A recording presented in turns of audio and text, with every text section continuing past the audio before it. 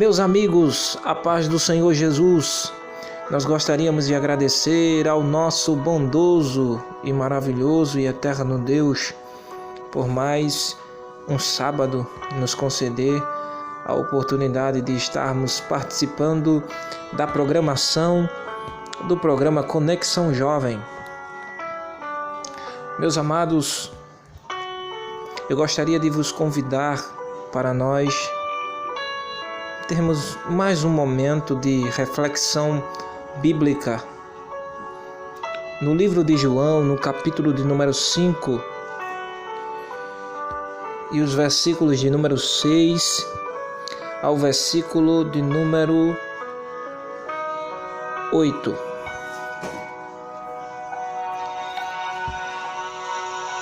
Nos diz assim a palavra do Senhor. Jesus viu o homem deitado e, sabendo que fazia todo esse tempo que ele era doente, perguntou: "Você quer ficar curado?"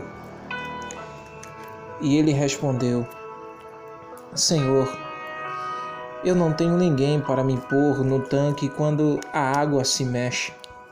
Cada vez que eu tento entrar, outro doente entra antes de mim." Então Jesus disse: "Levante-se, pegue a sua cama e ande." Amém? Meus amados e queridos ouvintes desse programa maravilhoso, nós temos lido uma parte do texto da história de um paralítico que foi curado por Jesus. Nós observamos que esse paralítico estava entre muitas outras pessoas que se encontravam enfermos também. Eram pessoas que eram cegas, pessoas que sofriam com outros tipos de problemas, estavam exatamente nesse tanque chamado Betesda, que no original significa casa da misericórdia, ou casa de misericórdia. E nós observamos que esse tanque era como se fosse um grande hospital, trazendo o contexto para os dias atuais. E nós observamos que era muito comum naquela época o anjo descer e movimentar as águas, e todas as pessoas que pudessem descer no momento em que as águas estivessem se mexendo, a Bíblia diz que essa pessoa saía curada. E esse homem estava nessa perspectiva, estava aguardando o movimento das águas para que o mesmo pudesse se jogar no tanque e receber a cura. Só que entenda, amados irmãos, que esse homem ele não nasceu dessa maneira. Existem pessoas que nós podemos observar que nascem com uma deficiência, nascem cegos, nascem paralíticos, mas essa paralisia, pelo menos de acordo com a Bíblia Sagrada, se você ler o texto no versículo de número 14,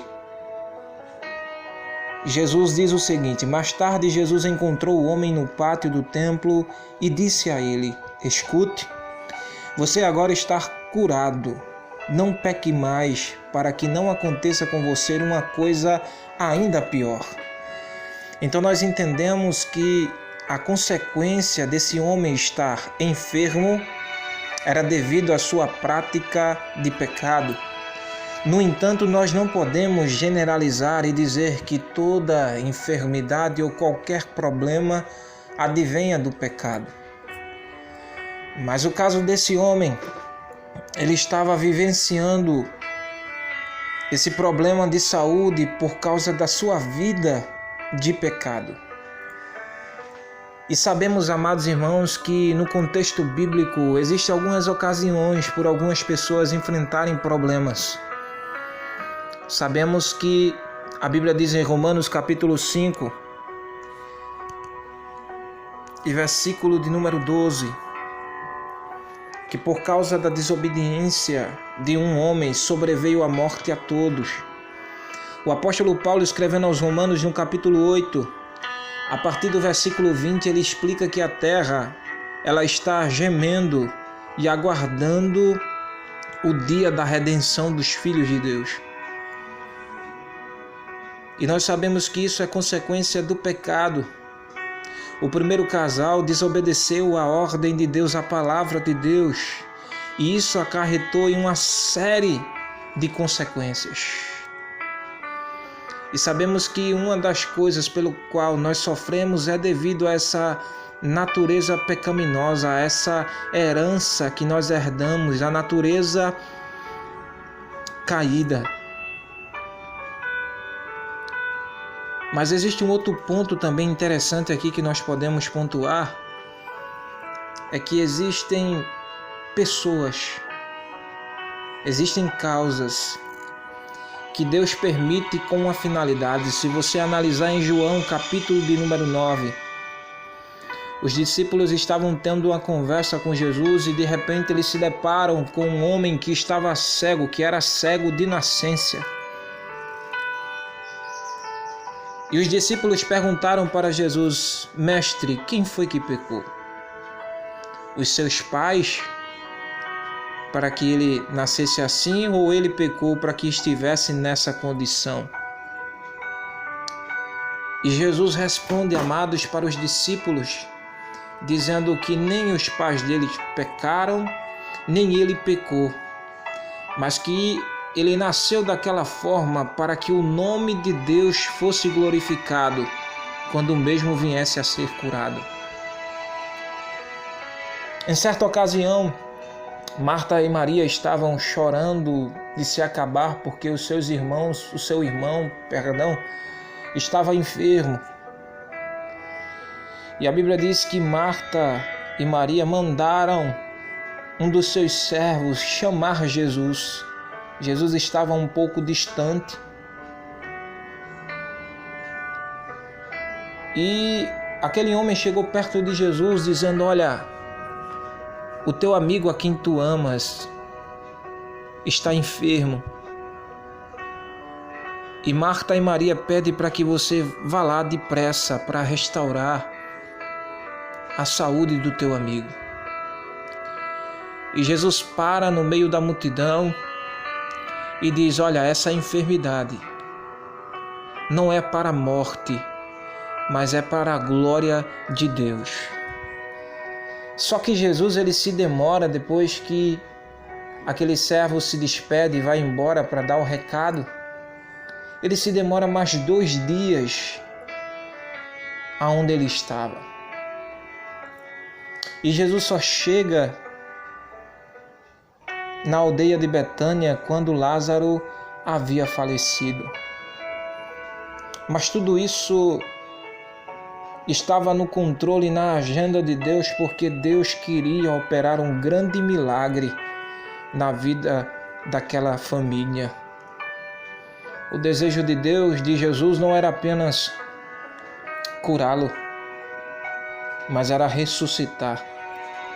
E essa ressurreição trouxe tanta polêmica que muitos começaram a crer em Jesus através da ressurreição de Lázaro e outros queriam destruir totalmente Jesus. Jesus ele tem os seus planos, os seus propósitos.